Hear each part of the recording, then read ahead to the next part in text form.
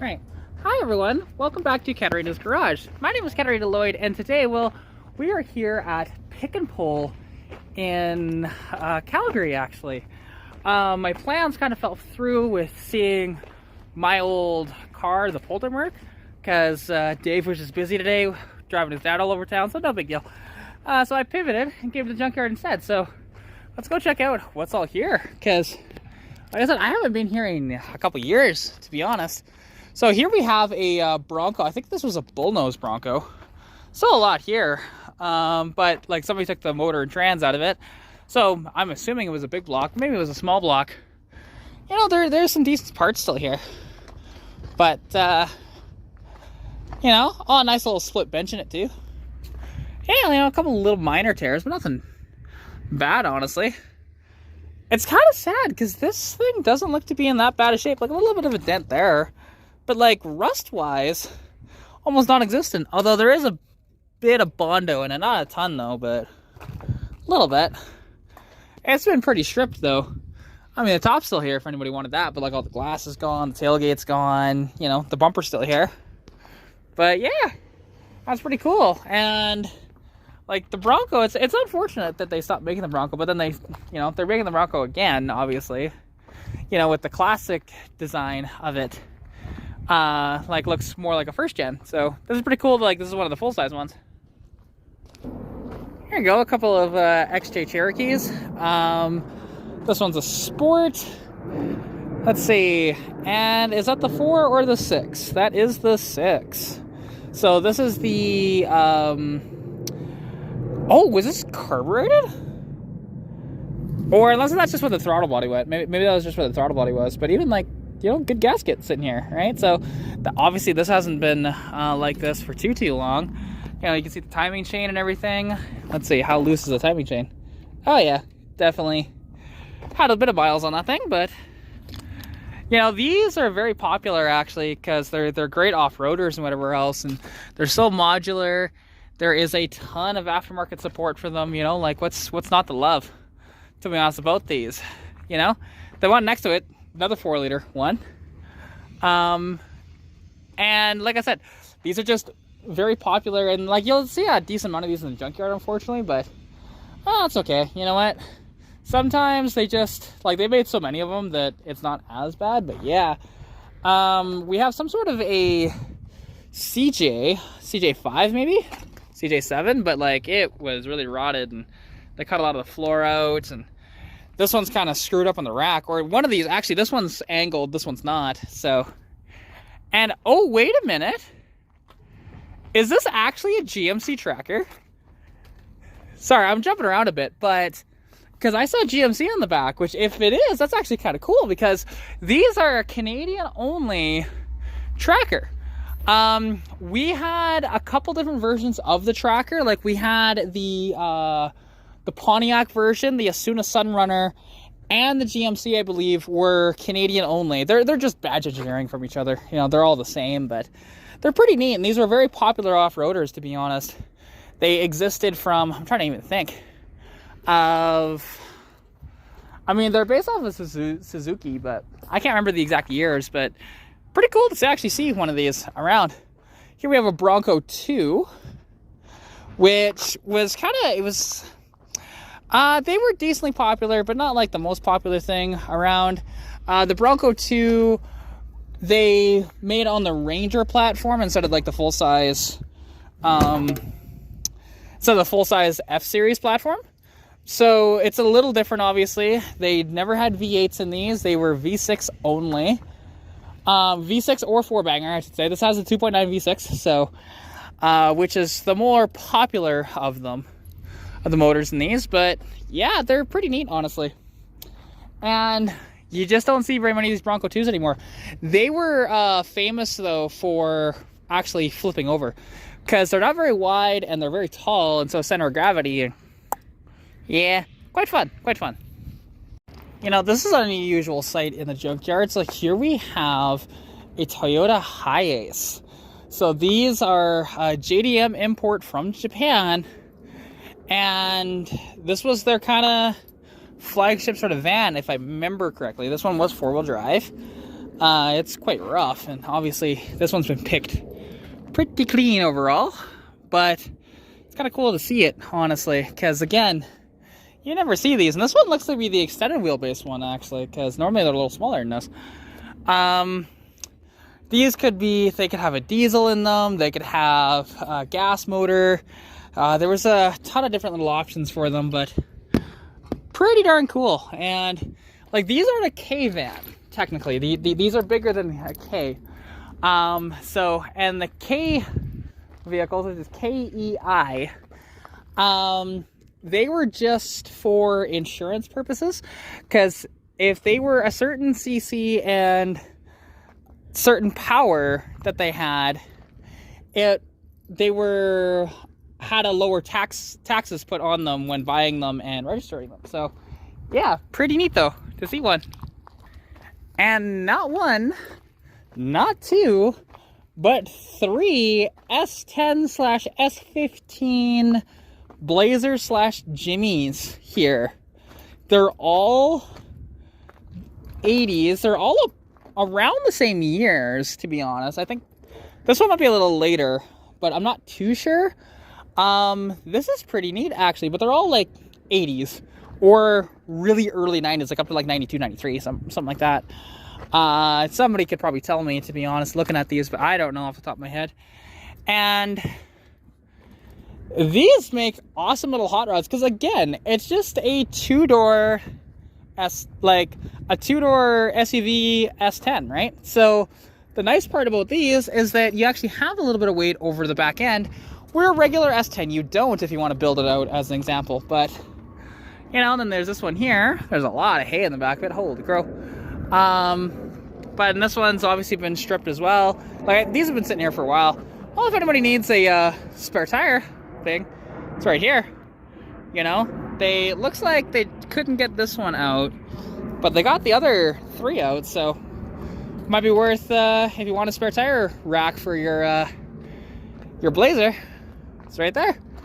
And then this one seems a little more complete, but still stripped though. Like, dash is dropped down, the seats are still here. That's, I don't know which glass that is. It's probably side. Oh, that's gonna be the driver's side glass here. The seats look to be in fairly decent nick overall, a little dirty, but you never know. Like I said, bucks in Calgary. All these sitting right here for you. All right, check out what I found in here. So this is a dent side. I think it's a 79, may have been a 78, but it's surprisingly in like decent nick. I mean, I guess you know, that box actually isn't as nice as I thought, because I looked at the other side and it's like, that's really clean. But then yeah, you know, and actually, like, this has a lot of the structure that I need for mine, because I have like these big rust holes like right here in mine. But I don't know, we'll see. This one, what motor is in this puppy? This one is a 400. Okay, so that's a 400 modified in here, which is actually a decent motor, honestly. They are quite reliable. They don't make that much power, but you know, and unfortunately somebody cut the roof off this thing, which I don't get why, and they didn't even finish. They peeled the roof back like that, and they just left it. Like, ugh. Freaking animals in the junkyard, man. Like, why would you do that? Ooh, although these would actually be, they're in decent nick. Too bad they're orange. But I kind of need seatbelts for my truck. I don't have any of my tools with me. Like, none of them. I might have to come back here one of these times. And yep, this was a 79, just with that style headlight in it. And it was automatic, so it would have been on the column shift. But, oh, damn. Like, this cab is actually half reasonable. Like, it's got some rust in it, but it was workable. The doors are okay. They're not amazing, but they're okay. Like, you can see, you know, there is some rust where they actually had their tow mirrors on this thing. But really not that bad. You look at the bottom of it, and it's like, this is a usable door for somebody. And that door is probably decent too. Like, Again, I could use a set of doors, but I didn't bring any of my tools with me, so I wasn't anticipating actually coming to the junkyard. I just wasn't. So, it's too bad that this box has that nasty dent over there, and that somebody chopped off the taillight housings. And that's actually a pretty good door panel too. Jeez. It's so sad when people actually bring like decent vehicles to the junkyard. I mean, other than like, of course, this big schmuck here, but the rest of it's fine. It doesn't look like the chassis is tweaked, to be honest. It looks straight still. So, how unfortunate. And this was either an F250 or an F350 because it is A-lug. So, but yeah, overall, like, and again, these doors, this one's a little worse. It's got a little dent here and some of the paint's kind of chipping, whatever else. But the driver's fender looks to be pretty good. It's got a good, or like looks like a decent dash in it. Oh yeah, I mean, a little bit of rust down here starting, but not horrible. Like, that's definitely workable. Oh, how unfortunate. But, well, let's see here if anybody needs parts off of it. What's right beside it, though, is, I think this is an AMC Spirit. I don't know exactly what year, because they made the Spirit from, what, 77, 76-ish, right up until, or I could be wrong on the year exactly, but they made it into the 80s anyways. And, oh, V8. So, probably a 304, I'm going to guess. What does it say here? The tag. Okay, well, that's a V8 in it, but this was born with the straight six. And let's see, actually, trying to see if I can identify this motor, because I know that on the sides, it would actually tell you on the, if it was an AMC motor. But the one thing I'm not seeing, though, is a distributor up front. So, what, was this like LS? No, it wasn't LS swapped, because, again, that's a mechanical pump on it. I don't know.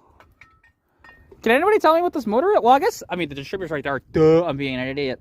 So, maybe this is a 304, or a 343, or a 401. It's got the V for the spark plugs. So, this would be a later AMC V8. Like, whether it's a 401 or not, because that indicates that it's 1972 or 73 and above, if I remember correctly. But pretty darn cool. You know, it's got seats in it. This was a pretty cool hot rod at one point, but it's just in a dilapidated state now. It's got decent seats in it. You know, they're not bad. Little hole there, but that's all right. And a couple little things here, but a very workable seat, because again, where the hell are you gonna find a decent seat for an AMC Spirit? Like, that's a unicorn, to be honest. So yeah, I don't know, but it's here. I'd love to own one of these someday. We'll see. You know, and I swear, the last time I was here, all three of these Fieros were here too, which I haven't been here for like a year and a half, 2 years. Like, it's been that long. So I wonder if they just got 3 more Fieros, or if these are the same Fieros. Actually, no. The other one had a door skin cut out just like that. If I remember correctly, if I go back to that video, I'm sure these 3 were here. That's kind of funny that they're still not crushed yet. But that's the one thing with Bucks. They'll hold on to stuff for a long time before they actually end up crushing them. And case in point, actually, this may not have been here, but it's in a dilapidated state. Holy crow. Very rusty rear quarters. Obviously this is a Firebird convertible. Engine's gone, so I'm gonna assume this was an LS. That was probably gone fairly quick out of this thing. And yeah, it's too bad. It's got a decent little spoiler on the back, some other little parts, you know, it's here. Also, I found Fox bodies. There's a bunch of Mustangs over here. Like, case in point, there's a earlier SN95 there. And I need to see actually what year that is and if they're still there. I don't know, they're gone. So, I was going to see if the control arms were there, because they're actually worth some money. It's still here. Okay. If you guys remember, I pulled the hood off this exact car. Okay. Because, yeah, this car was actually in fairly decent shape, and I thought it was such a shame that it's in here because it was actually fairly straight and everything. And factory V8 car, you know, dual snorkel, all that shit. But I took the hood off this thing for stitch, and now I'm actually actively trying to sell that hood. But yeah, wow, it is still here. It's been picked pretty clean at this point, you know, like no fenders on it, floor's been cut out, because again, this was a complete car when I saw it last. And like I said, I saw it a little over a year ago. Wow. That's funny, honestly, to see that. Got a new edge here. There's a few new edges in here. And then there's this Fox body, which this was a 2.3 car. You can see that little 4-banger there. And it's an Aero, obviously. You know, hatchback. Let's see, what's all still here? I bet most of it's gone, but all the seats are still here. But this one looks like it had some gangster lane to it. Which is very common with these seats, to be honest. But, you know, you still have decent panels in it. You know, the dash pad's cracked, but workable. Doors and that are kind of screwed. The hatch is really rusty. But a lot of it's still here. So, you know. And like I was mentioning actually in another video when I was talking about future add-ons to the car, because like I mentioned, these Aeros all had the Mustang script on their rear bumper covers, you know, from 87 to 93. Where the earlier ones didn't have that. So one of the easier ways to tell, plus I mean the trim is a little, like the rubber trim is a little different too than the 4I's. But pretty cool to see. All right, and it is a 3.8 V6. Okay, so that's the reason why the motor's still here. But this looks to be an earlier one, just looking at the taillights, because, yep, somebody took the spindles off this thing. I'm not surprised by that, because the spindles on these, they bolt right onto your Fox body, and then you can go 5-luck, right? So for the 94 and 95s only. Oh, this one's pretty stripped on the interior too. And, oh, that was a stick. So that'd be a T5. Is it still there? I mean, it's a 3.8 T5, but still, if somebody needed a T5, frick. Let's see, is it there? Nope, it's gone. The shifter's still there, but that T5 is long gone. So, oh well. But pretty good parts on it still, you know? And yeah, that's one beauty of going to the junkyard. You never know what you're going to find. Like even a couple of Sunbirds, you know? When's the last time you saw Pontiac Sunbirds on the road? It's been a while for me, admittedly. Like, I don't know. I think the last Sunbird I saw on the road, I don't know. I may have still been a teenager. Like, there's not too many of these around, actually. As well as the bra on it, which was a very popular thing back in the day. This was the GT, so it has a 3.1 under the hood. Like, these things were actually a stout little performer. You know, quite fun, honestly. And, oh, okay, I thought that this was a Sunbird. It's not. It's a Skyhawk. Buick Skyhawk hatchback. So these are going to be very similar cars, actually. But this is much earlier. And wow, I can't tell you if I've ever actually seen a Skyhawk in person. This is kind of neat. Ooh, very, very rusty. Extremely. But very cool, honestly. So this is like the luxury sort of version, right? Because again, Buick. Very, very neat. Because again, and these are Cavalier based, you know, they're front wheel drive and everything. And there's actually a Monte Carlo right next to this thing, which we'll take a look at. And there's a couple of Firebirds there too. And there's a Tercel wagon over there. Jeez, they got everything here. Even a CTS wagon over there. Holy crow. But honestly, like, and I think this has the 3.1 under the hood, or maybe a 2.8. But damn, that is so freaking cool. Like, I understand why it's in here super rotten, but you know, that is what it is. all right, this Monte Carlo has been picked clean, you know, and well, most of the trunk is still there, actually. But very rusty, though. Extremely rusty. Which these things were known for, like, rotting out their rear frames, which, well, somebody cut it off. So, okay.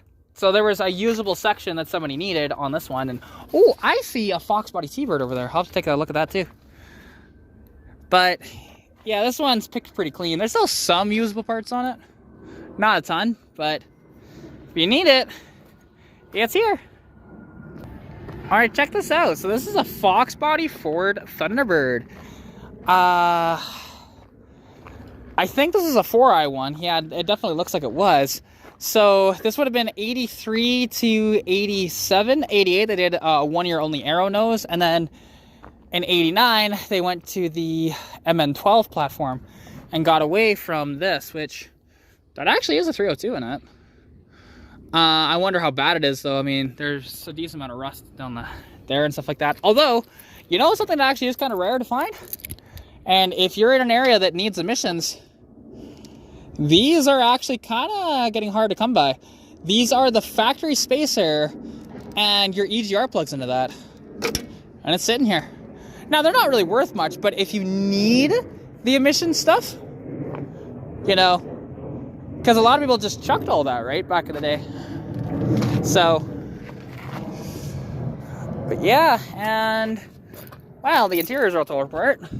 So we took the seats out of it, which, like, the seats in these were so comfy, honestly. And, you know, like, there's not much here anymore, but you never know, somebody might need something out of it. Pretty darn cool. I love these Thunderbirds, and I would own one of these, to be honest, because it's like a luxury sort of Fox body, right? Like, I mean, the most luxurious was obviously the Lincoln Mark 7, but there were these as well. And I'm assuming this is going to be a 7.5. Kind of looks it. And especially with that, yeah, with that tiny little sway bar back here, that's going to be a 7.5 instead of the 8.8.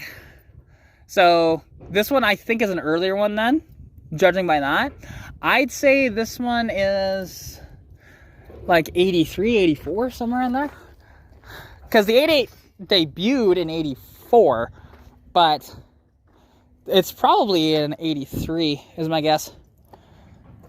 But overall, very cool. All right, check it out. A Pontiac Acadian scooter. Right next to, I think, a little later of another Acadian, I think. But so, if you don't know what this is, it's essentially a Chevette, but Canadian only, Pontiac, right? And you can see actually the Canadian symbol in Acadian. The scooter was like their bottom of the barrel one. And case in point, this has, you know, a little 4-banger up here, little 2-barrel carb on it.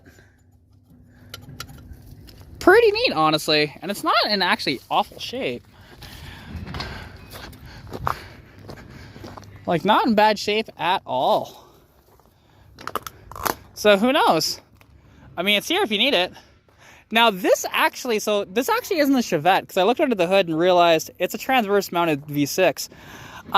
This is gonna be, oh, what were those even called? Is this a Citation, but like a 2-door version? It might be. I'm not sure. Somebody will have to tell me, because I don't actually know what this is. Because yeah, like, there's your transverse mounted V6, which look at how easy actually this is to access everything on it. You know, it's not too bad. Where like a lot of these were not. Yeah, it doesn't say on there what this is. I'm pretty sure this is a Citation, which is pretty neat, honestly. You don't see these every day. And, ooh, speaking of something you don't see every day, there's an Omni over there.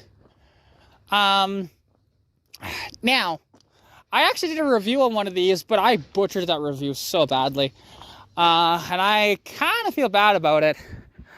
Like, I'd love to redo that review and with what I've learned, but So I thought that these were sort of like a copy of a Golf, but they're not actually.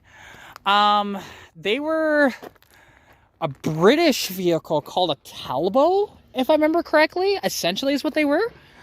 And they used, depending, they could have been Chrysler drivetrains / Mitsubishi, if memory serves. And you could actually get a Volkswagen drivetrain in these as well.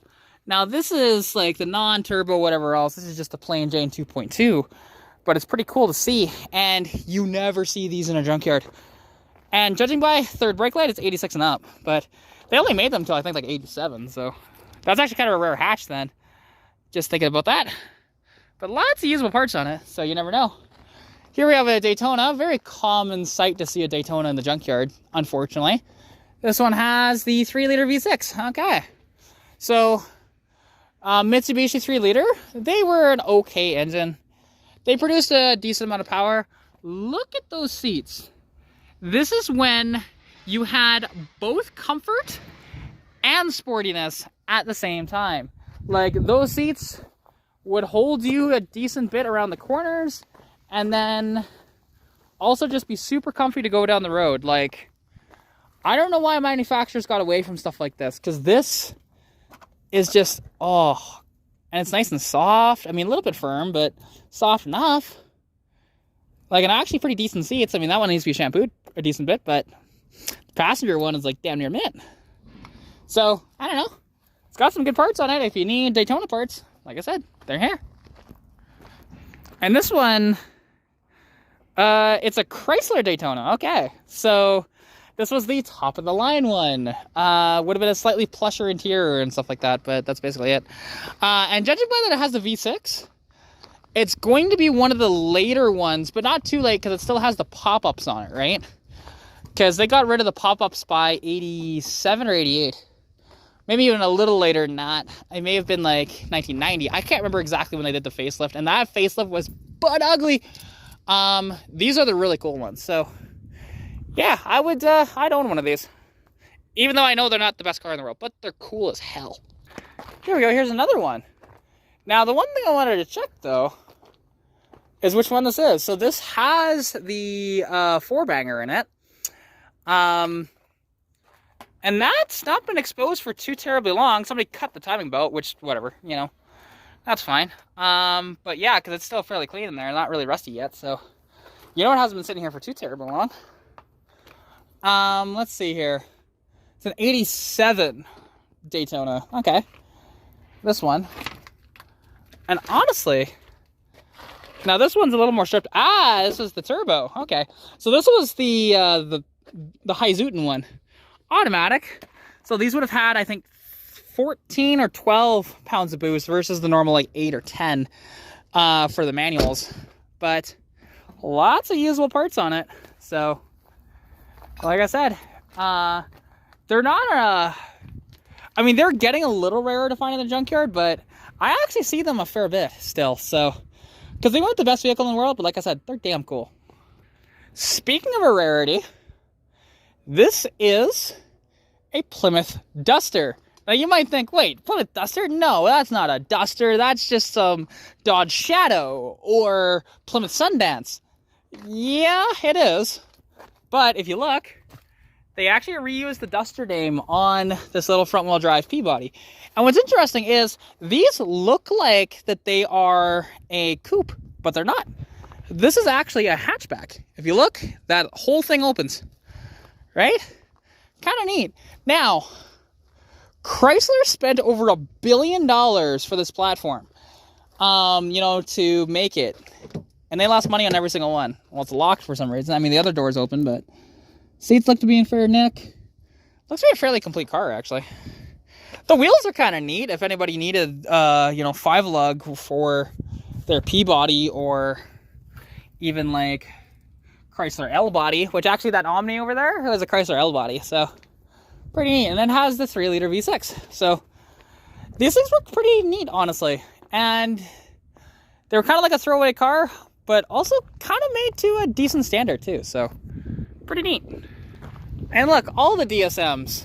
So we have either an Eclipse or Eagle Talon. Another Eclipse or an Eagle Talon. These are both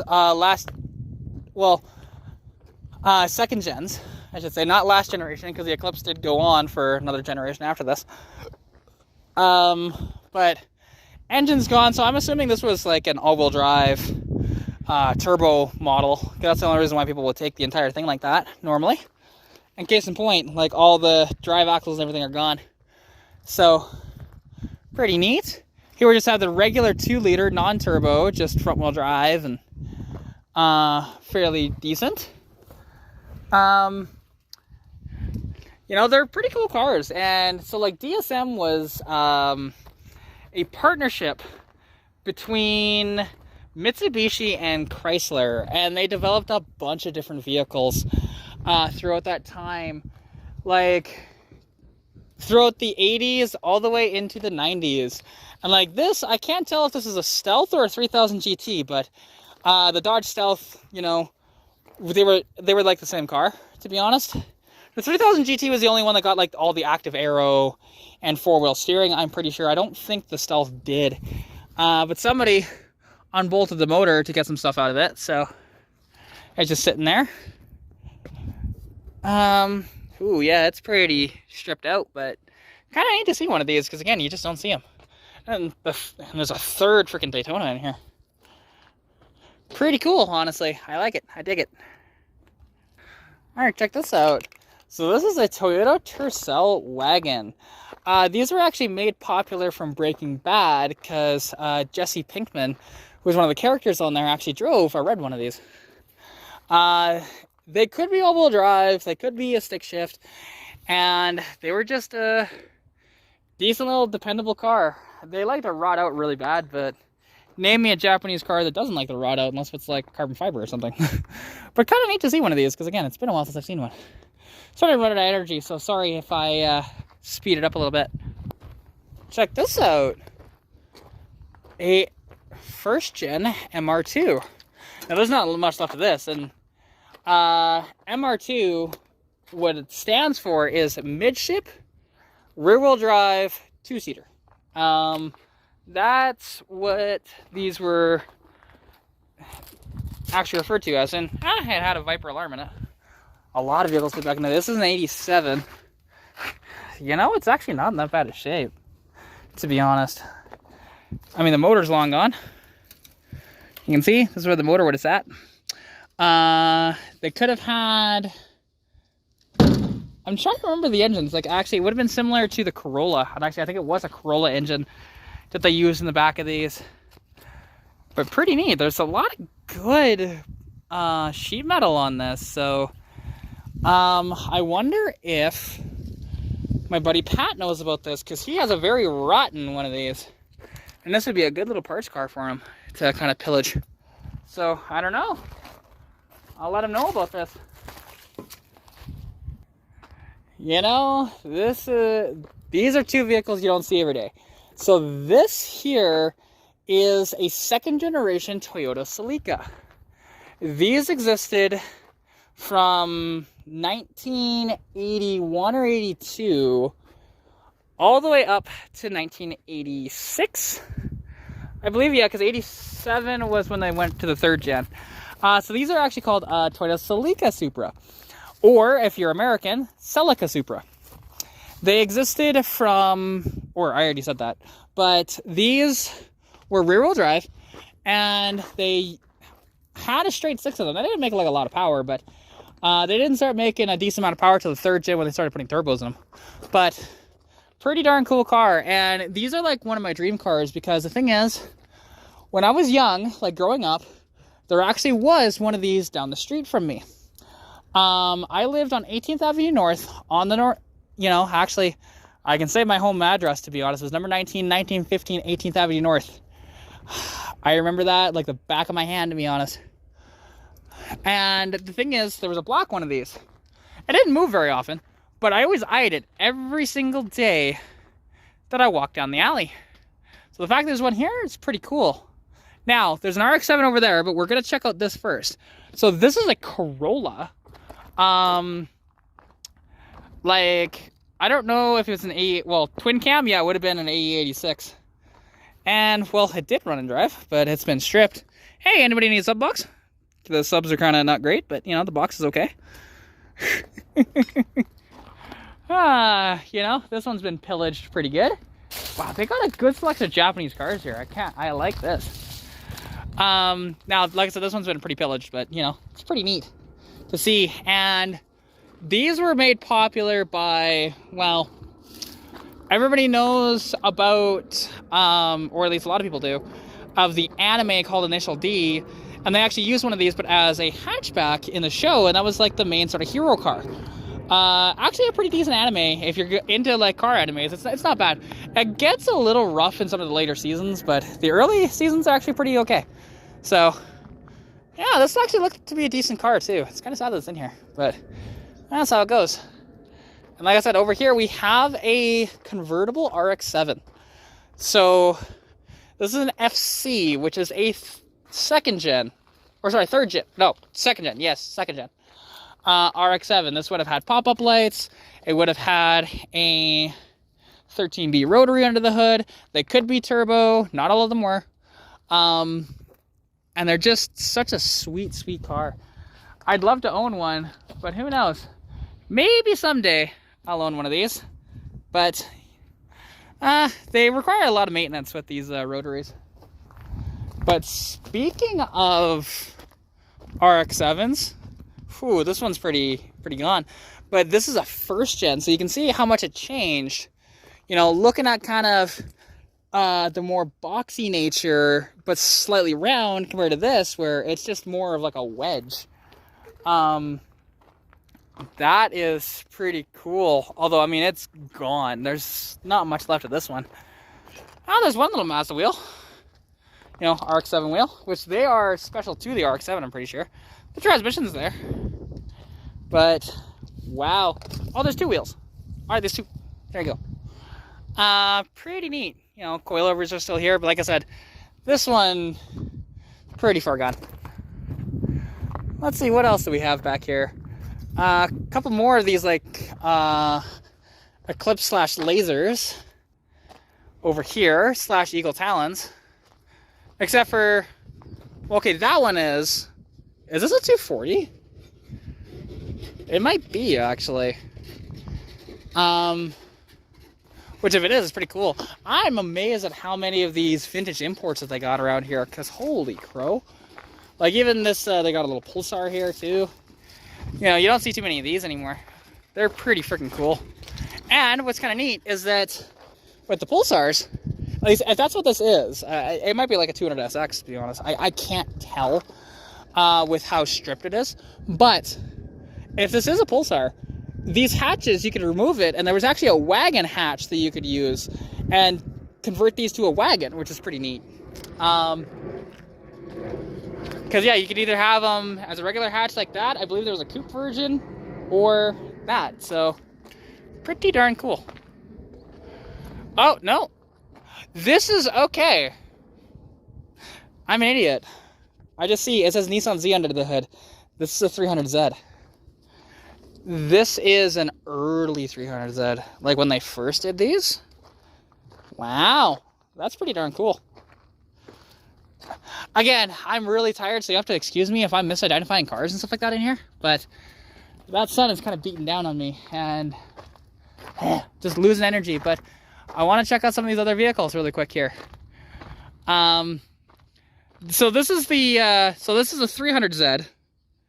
This is 280ZX.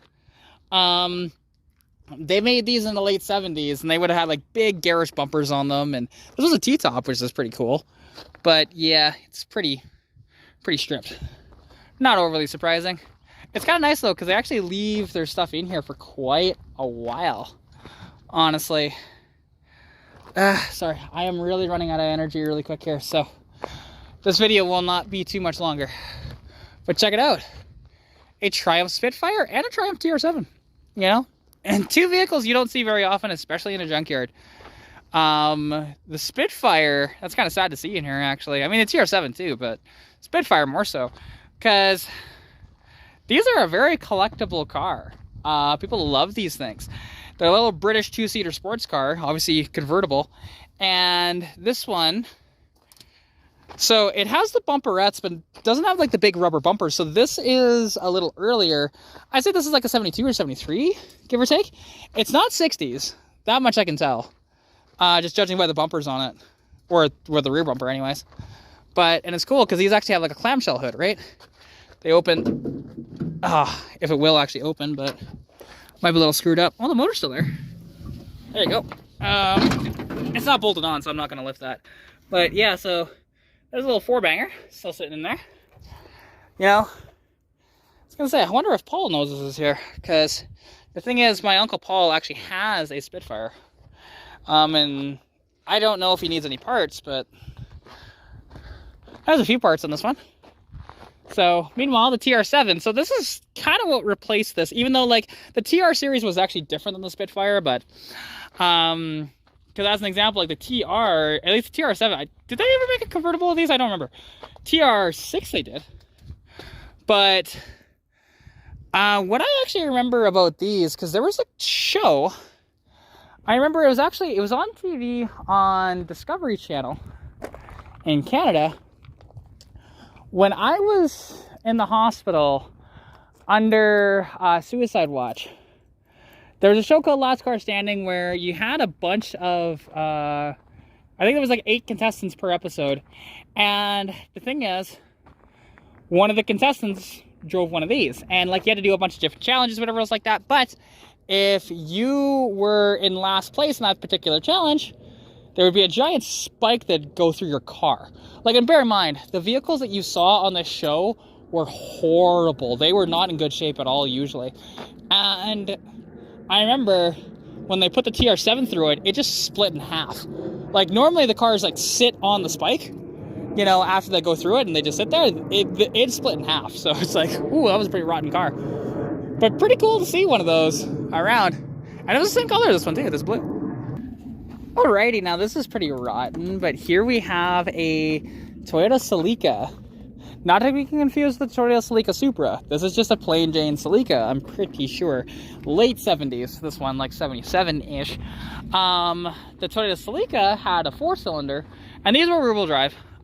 Case in point, there's a little 4-pot right there. This would be an 18R, if memory serves. And they didn't produce that much power, but they were pretty neat and pretty agile little vehicle. They actually emulated the styling of these off of the first-gen Mustang hatch or fastbacks. So especially the really early ones of the first gen, you can definitely see it, because this is still considered a first gen, I'm pretty sure. But they changed the styling a lot. They got a little bigger and whatever else too. But the early ones are the really cool ones. These are still sweet too, but I much prefer the little earlier ones. They got better bumpers, they got slightly better grille and whatever else. The styling is just cooler. Here we have a Datsun B210, I'm pretty sure is what this is. Again, couldn't tell you the last time I saw one of these around. Like, they're very, very rare, honestly, nowadays. Because a lot of these just rotted right out. But, in case in point, look at the floor. Look at all the mouse nests and everything like that in here. Jeez. You know, surprisingly, this door looks half reasonable. I mean, little rusty, but not bad. Trunk lid here, again. Decent trunk lid. Not the worst. I mean, a little bit of rust there. Tiny bit of rust where the badges were, but not bad. Honestly, like, there's a bunch of stuff, and of course, other people have been putting their spare parts in here to try and hide it. Until they can actually afford to do it. A lot of people will do that, so that's why it's always useful to go check out the trunks and stuff like that. Here we have a Fiat X19. There's actually a pair of them. There's one here, one there. The Fiat X19 was kind of like the competition to that TR7 over there and stuff like that. They were not known to be very reliable. And even like that Triumph TR7 would have had like Lucas electronics and would never start, to be honest. But these were just as bad because, again, Italian. But very, very cool. And holy crap, there's another first-gen RX-7 over there. Wow. This is just amazing. There's even a Super GL there. I can't even with this junkyard. This is amazing. Like, this is the cool part about Bucks is here in Calgary is you'll actually see this sort of stuff, right? Where like Bucks in Edmonton / Sherwood Park, that's more of a more of just like the classic American cars, which is cool too. Like obviously I love my classic Americans, but to see stuff like this, that is incredible. And see like that Spitfire over there, you know? I can say that's the first time I've ever seen a Spitfire in a junkyard. And you can see actually that guy is working on our Ranchero over there. That's like a 68 or so. When I went to the Fairlane platform. Pretty cool, honestly. Big fan of those, and I'd love to own one someday. It's essentially like a truck version of a Ford Fairlane, right? Pretty cool. You have a Oldsmobile Cutlass there, like a 69 or so. Pretty stripped out. Got a Firebird here. Again, this is pretty stripped out as well. This is 79 to 81 or 82. I think 81. But yeah, motor's still there and everything, you know? This thing's pretty neat as well. But again, totally not much left of it. There's still some usable parts, but not a lot. Of course, you have the four-door Dart there. It's a 72-ish. Judging by those bumperettes that are not rubber yet. Pretty cool. This is satellite? Yeah, this is a satellite. This is a like 73, 74 satellite. Wow. It's so sad that people would actually like throw something like this in the junkyard because they're very rare and actually very valuable cars too. So they probably didn't pay them a lot for it, but maybe they did. It's hard to say. Pretty darn cool.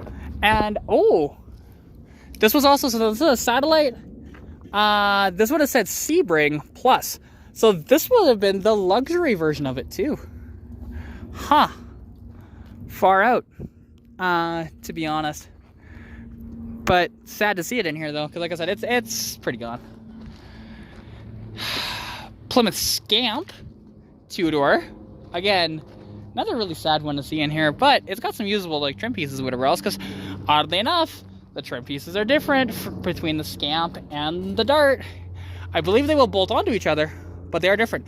And the Scamp was their, it was a slightly longer wheelbase than the regular Valiant.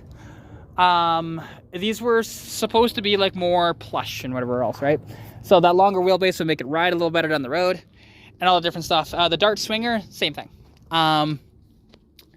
Where like the regular Dart was not like that. Then they also had the Dart Sport, which is a totally different car. And unfortunately, we don't have like a Duster slash that in here. International Scout. There's not much left of this dilapidated corpse, but there still is a International V8 under the hood. Pretty neat. Honestly there. Oh God. I'm running out of energy pretty quick here. You know, here we have an Oldsmobile, I think, or Pontiac.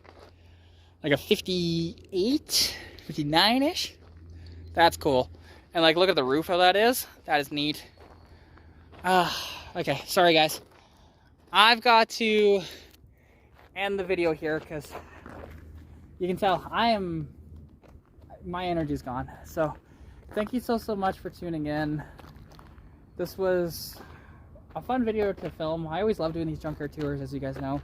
I just don't get to do very many of them anymore. So anyways, take care of yourselves, and I need to go get myself some electrolytes or some salt.